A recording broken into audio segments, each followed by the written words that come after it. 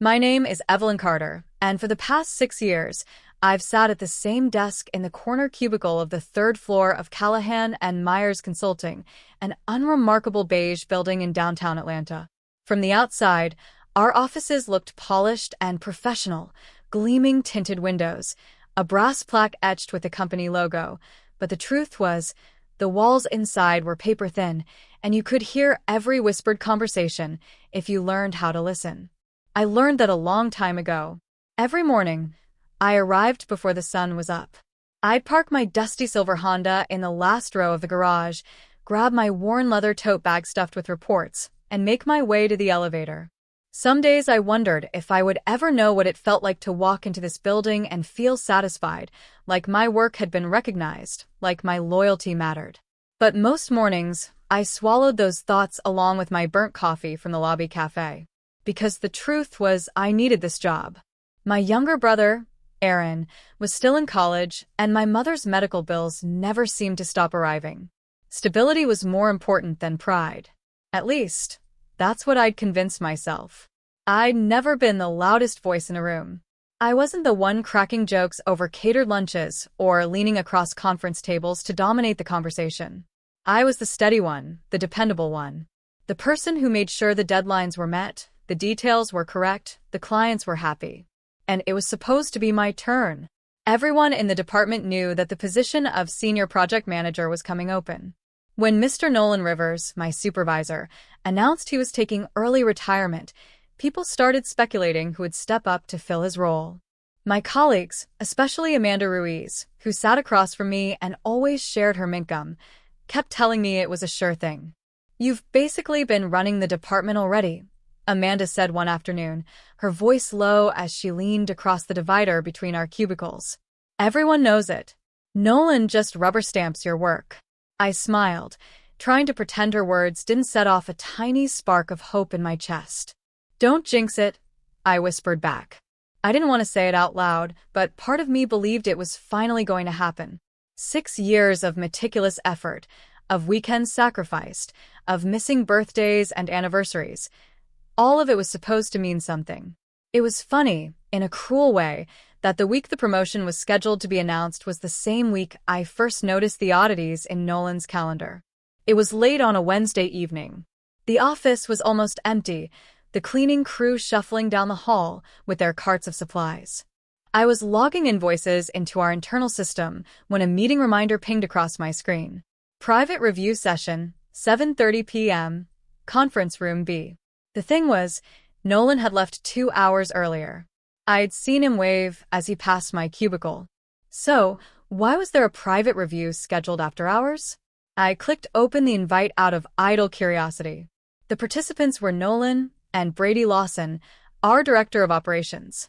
It wasn't illegal or even that unusual for management to meet off hours.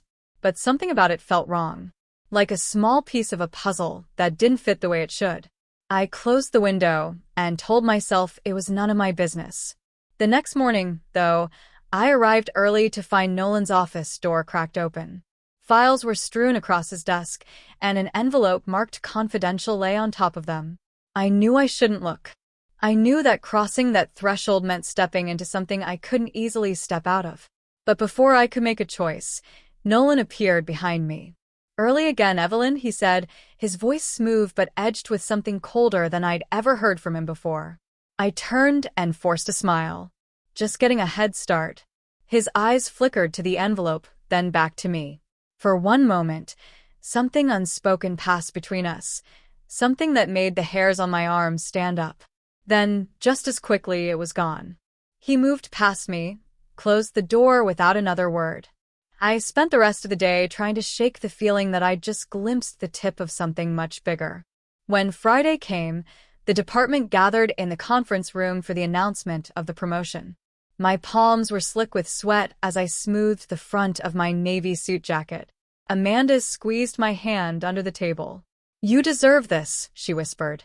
Nolan stepped to the front of the room, a polite smile fixed to his face. His gaze drifted across the rows of employees before settling, just for a heartbeat on me. And then he said the name I will never forget. "Congratulations to Ryan Pierce, who will be our new senior project manager." I didn't hear the rest of the applause. All I could hear was the roaring in my own ears. Ryan Pierce had been here 2 years. 2. I had trained him. I had proofread his reports when he didn't understand the formatting. As the department lined up to shake Ryan's hand, I sat frozen in my chair. It felt like every hour I'd worked, every weekend I'd sacrificed, every piece of myself I'd given to this company had evaporated in that moment. Later, when the crowd dispersed, Nolan walked over to where I still sat.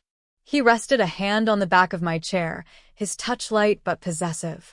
"You're a valuable asset to the team, Evelyn," he murmured. "I hope you'll keep up the good work." Then he walked away, leaving me staring at the imprint of his hand on the fabric. That night, alone in my apartment, I poured a glass of cheap wine and stared out the window at the Atlanta skyline.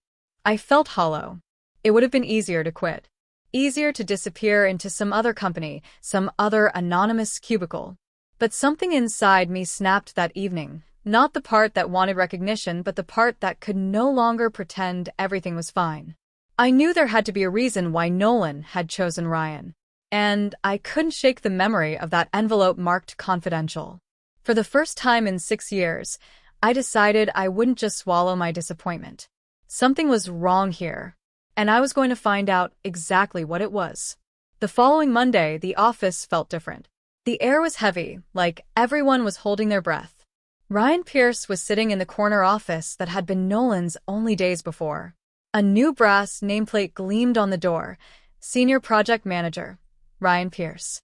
I'd known Ryan was ambitious. What I hadn't known was how far he'd be willing to go to get ahead. I watched from my desk as he unpacked a framed photo of his wife and their golden retriever. He set it carefully on the shelf, smoothed his tie, and then turned to look through the glass walls straight at me. For a moment, our eyes met, and he gave me a small, almost apologetic nod, as if to say, "Don't blame me for this." But I did blame him. I blamed all of them. I kept telling myself to let it go. My mother's voice echoed in my head. "Pick your battles, Evie. Some things aren't worth losing sleep over." But the pit in my stomach told me this was worth it. On Tuesday morning, I decided to see if I could find anything in the project archives to explain why Nolan had skipped over me. Maybe I'd missed something, some performance metric, some hidden flaw in my record. I logged into the internal server and began combing through evaluation forms and status reports. After 2 hours, I hadn't found a single negative remark. My work was consistently rated as exemplary. My projects came in under budget and ahead of schedule. I was about to log out when I noticed something strange. A folder labeled Budget Reconciliation, Q4 had 2 versions, one with a timestamp from 2 weeks ago, and another from just 3 days before Nolan's retirement announcement. I clicked on the older version. The numbers were clean. When I opened the newer file, my breath caught. Several figures had been altered. Expenses were inflated. Vendor payments were misclassified. A discrepancy of over $150,000 had appeared out of nowhere. A chill rippled across my shoulders. I closed the window and tried to steady my breathing. Mistakes happened, but not like this. Not in files only accessible to senior managers. I remembered the confidential envelope on Nolan's desk. The late-night meeting with Brady Lawson. I shut down my computer and went to refill my coffee, trying to look casual. But as I poured the steaming liquid into my mug, I felt someone step up beside me. "You're working early these days," Ryan said, his voice low. I didn't look at him. "I've always worked early." He cleared his throat. "Evelyn, I know you're disappointed, but this is just how things are. You can't take it personally." I turned to face him, and for the first time since Friday, I let my anger show. "Don't pretend you know what I feel," I said, my voice shaking. "You have no idea." He hesitated, then dropped his gaze. "Just be careful what you start digging into." I felt like he'd slapped me. "Is that a threat?" "No," he looked back at me, his expression unreadable. "It's advice." He walked away, leaving me gripping the counter so hard my knuckles went white. I spent the rest of the day pretending to work, while my mind spun through every possibility. If someone was manipulating the budgets, it had to be for a reason. Maybe to cover embezzlement. Maybe to create leverage against the company. Or maybe, most likely, it was the reason Nolan had appointed Ryan. I needed to know more. That night, I called Amanda.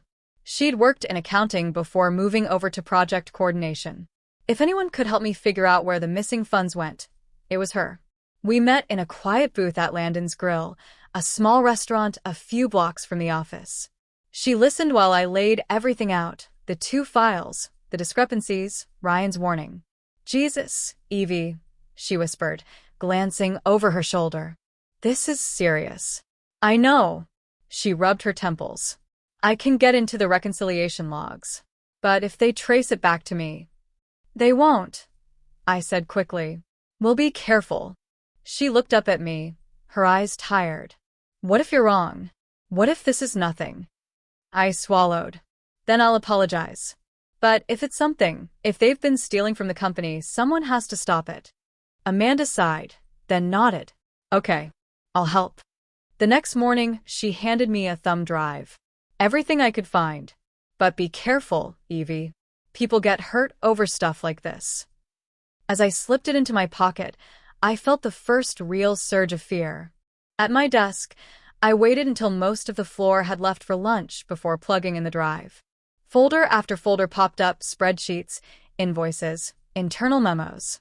My eyes blurred as I scrolled. And then I found it, a string of payments authorized by Nolan and countersigned by Ryan, all marked as special discretionary funds. The amounts totaled nearly $300,000 over 6 months. One of the recipient companies was Maverick Consulting, a firm I'd never heard of. I did a quick search in our vendor directory. Nothing. I tried an internet search and my stomach sank. Maverick Consulting had no website, no business listing, no tax ID number. It didn't exist. I leaned back in my chair, pressing a hand to my mouth. I was right. This wasn't just politics or favoritism. This was fraud. A noise startled me, a throat clearing behind my cubicle wall. I minimized the window and turned to see Brady Lawson, our director of operations, peering down at me. Evelyn, he said smoothly. Could I see you in my office for a moment? My pulse hammered in my throat. Of course. I followed him down the hallway, past the rows of cubicles, feeling like everyone was watching. His office was bigger than Nolan's had ever been. He gestured for me to sit. He settled behind his enormous mahogany desk, steepling his fingers. You've been with the company a long time. Yes. You're a valued employee. I didn't trust the way he was smiling. I hope you understand how important discretion is, he continued, especially regarding certain budget matters. My mouth went dry. I'm not sure what you mean. He cocked his head, studying me like a specimen pinned to a board. Nolan spoke highly of you. Said you were smart enough to know when to leave things alone. I met his gaze, forcing myself to stay calm. If there's something irregular, I think we all have a responsibility to. Evelyn. His voice turned cold. This is a friendly conversation. But if I hear you've been asking around, if I hear you've been accessing files you shouldn't, I will consider it a breach of your employment agreement. A flicker of triumph sparked in his eyes. And you know what that means. Termination. Loss of benefits. A black mark that would follow me into every future job interview. I stood, my heart slamming against my ribs. Am I free to go? He gave me that thin smile again. For now. I walked back to my desk, every nerve in my body trembling. I had proof. I had names, dates, amounts. But I also had a target on my back. That evening, as I sat in my car in the garage, the city lights glowing beyond the concrete ramp, I made a decision. I wasn't going to be intimidated. I wasn't going to let them bury this. No matter what it cost me, I was going to expose the truth. That night, I didn't sleep. I lay on my couch, staring at the cracked ceiling in my small apartment, replaying every moment of the past week. Ryan's promotion, Nolan's smirk, Brady's threats, the numbers I'd found in those files, laid out in cold, unambiguous evidence. I kept hearing Brady's voice in my head. I hope you understand how important discretion is. My hands curled into fists. No. I wasn't going to let this disappear. When dawn finally came, I made myself a cup of coffee I didn't really want, trying to think through my options. I knew if I went directly to HR, they'd bury the complaint. HR worked for the executives, not for people like me. If I went to the board of directors, they'd tip off Brady and Ryan. I needed leverage. Proof that couldn't be ignored or quietly destroyed. And I needed an ally. Amanda. I called her as the sky was turning from black to pale gray. She sounded groggy when she picked up. Evie? What's wrong? I need you, I whispered. My throat felt raw. I can't do this alone. She didn't hesitate. Tell me where to meet you. We spent the entire Saturday at her kitchen table, with her old laptop and my notes spread out between us. Her husband, Luis, hovered nearby, occasionally bringing us sandwiches and pots of coffee. Every time I looked at Amanda, I saw the same fear mirrored in her eyes. But she didn't back out. Not once. By nightfall, we had a complete record. The payments, the discrepancies, the approvals. All of it.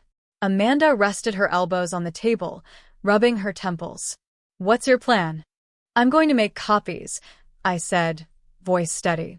3 sets. 1 I'll keep at home. 1 I'll keep in my car. 1 I'm going to send to someone who can't be intimidated. Who? I hesitated. Then I told her about Grace Holloway, a client I'd worked with 2 years before. Grace was an attorney specializing in corporate fraud. She'd once told me over a client dinner that if I ever needed help, I could call her. Amanda exhaled slowly. You think she'll take it seriously? She has no reason not to. And she hates companies that think they're above the law. Amanda nodded. Okay. But if you do this, there's no going back. I know. Sunday morning, I drove to the UPS store and mailed the first packet to Grace's office in Chicago, with a note tucked inside. If you receive this, please call me. It's urgent. By the time I walked into the office on Monday, I was prepared for whatever came next. Or so I thought. Ryan was waiting at my desk when I arrived. He didn't look smug this time. He looked tired. We need to talk, he said. I stared at him. About what? He gestured to the conference room. I followed him in, my heart thudding. He closed the door and turned to me, his jaw working like he was trying to keep himself from yelling. I tried to warn you, he said hoarsely. I told you to be careful. And I told you to stop pretending you were doing me favors. Evelyn, he ran a hand through his hair. You don't understand what you're walking into. Brady isn't just going to fire you. If you push this, they will ruin you. Your career. Your life. My chest constricted.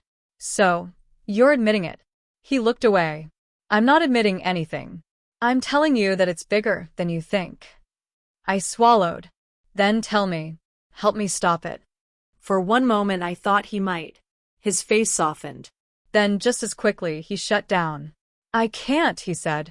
I'm sorry. I watched him leave, my hands trembling.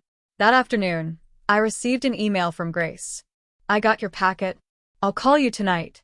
Don't do anything rash. Hours crawled by. I kept my head down, afraid Brady might appear at any moment. When my phone finally rang, I ran to the stairwell to answer it. Grace didn't waste time. Evelyn, this is serious. What you sent me is evidence of corporate fraud. I can help you, but you need to understand the risk. I do, I said, my voice steady. I'm not backing down. Good. She sounded almost proud. I'll start preparing a complaint with the SEC. In the meantime, do not confront them directly. And don't let them know you have legal counsel. Okay. Stay calm, she said. We're going to do this the right way. When I hung up, I felt a surge of something that had eluded me for weeks. Control. The next day, I made my copies and locked them in my glove compartment. Then I slipped the originals into a bank safe deposit box I'd rented on my lunch break. By Wednesday, I thought I'd finally gotten ahead of them. I was wrong. That afternoon, I returned from a client meeting to find Amanda standing by my desk, her face pale. They're searching your files, she whispered. My stomach dropped. I walked slowly toward my cubicle. 2 men from IT were there, copying everything on my computer. Brady stood beside them, arms folded. He didn't even bother pretending to smile. Evelyn, he said, his voice cool and clipped. Can we have a word in my office? I followed him down the hall, past the curious stares of my coworkers. He shut the door behind us and sat down, folding his hands. Do you know why you're here? I lifted my chin. Because you're afraid. He blinked. Excuse me? You're afraid I'm going to expose you. Something flickered in his eyes, surprise, maybe even respect. Then he laughed softly. You think you're the first person who's tried to play hero in this company? He asked. You're not. And you won't be the last. But you'll learn the same lesson they did. What lesson is that?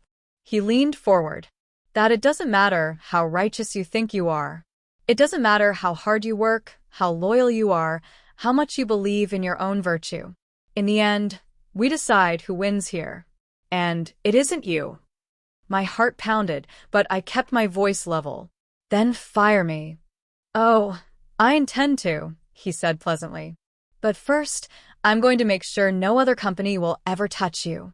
You'll be lucky to get a job answering phones when I'm done. I swallowed hard. Then do it.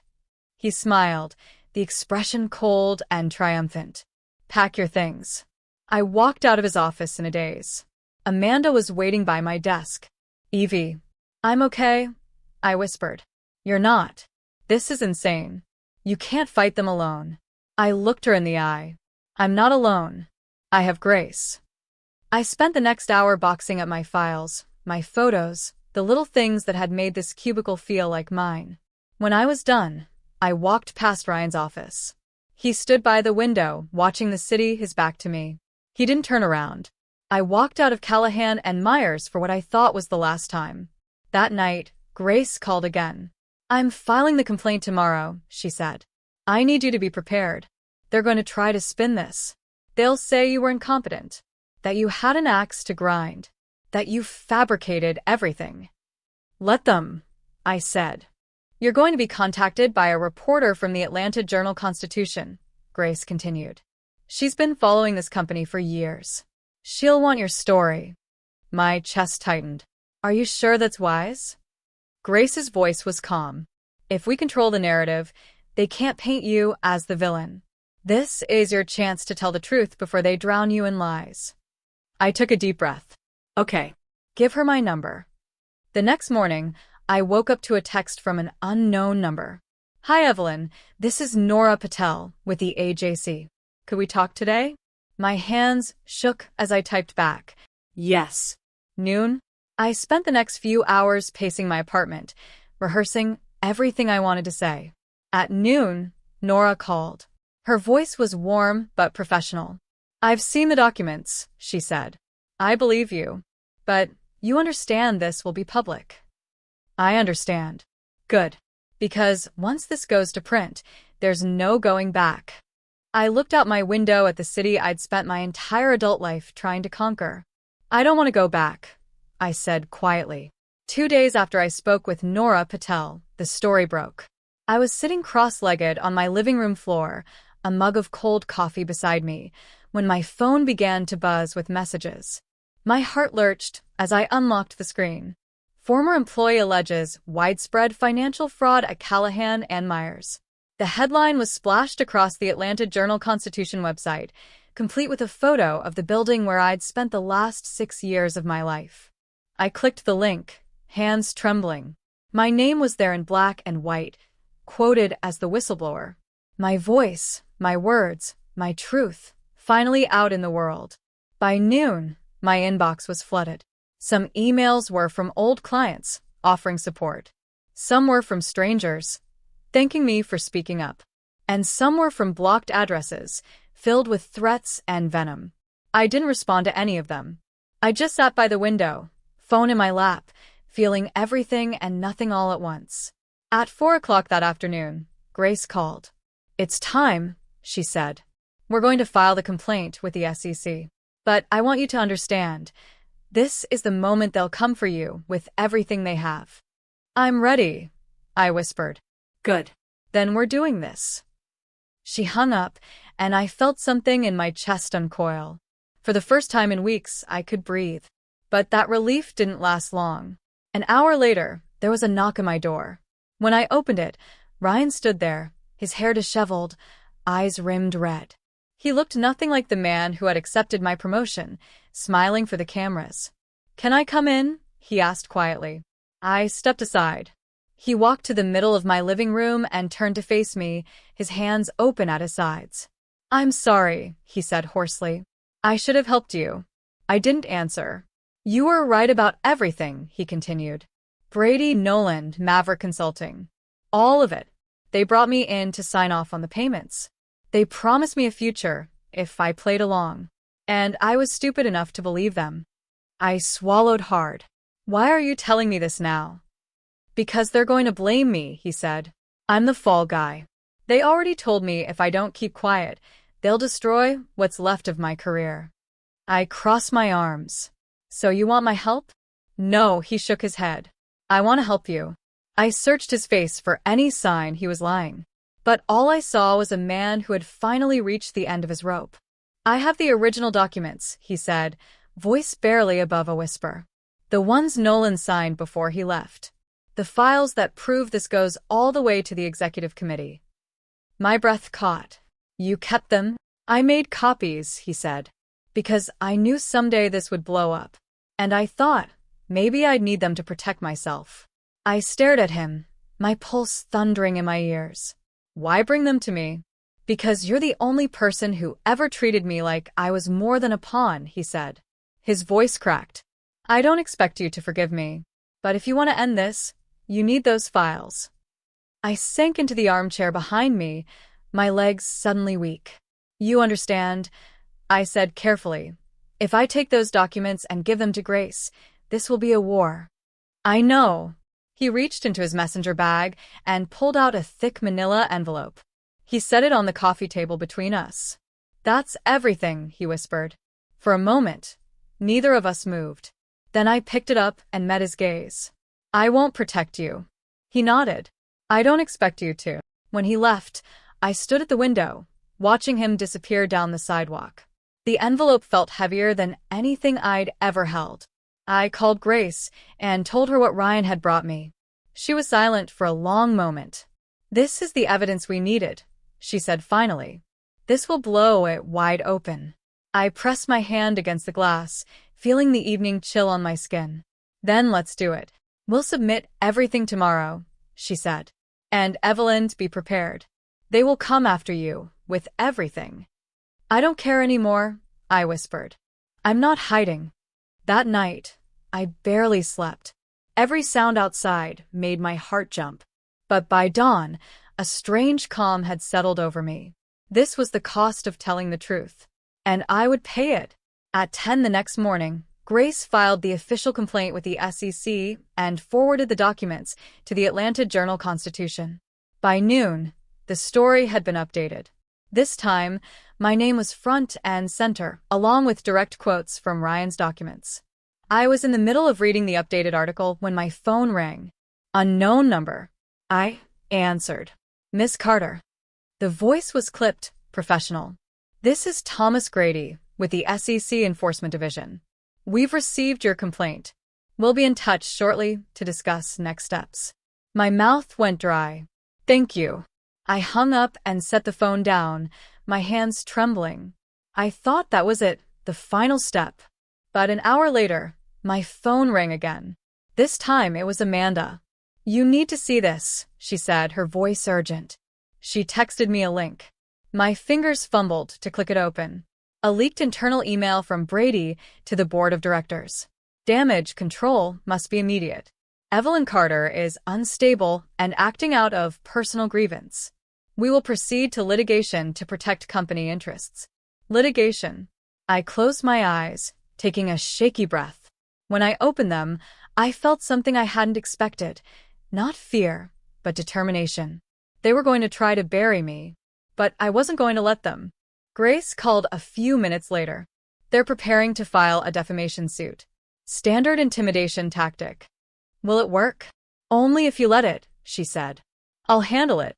Don't respond to anything from their lawyers." "Okay." "And Evelyn, this is where it gets ugly," she said quietly. "They're going to spin this every way they can. But you have the truth. You have the evidence. And you have me." My throat tightened. "Thank you." By evening, my story had spread to national outlets. MSNBC. Even the Wall Street Journal picked it up. I sat in my dark living room, watching the news ticker scroll past my name. It was surreal.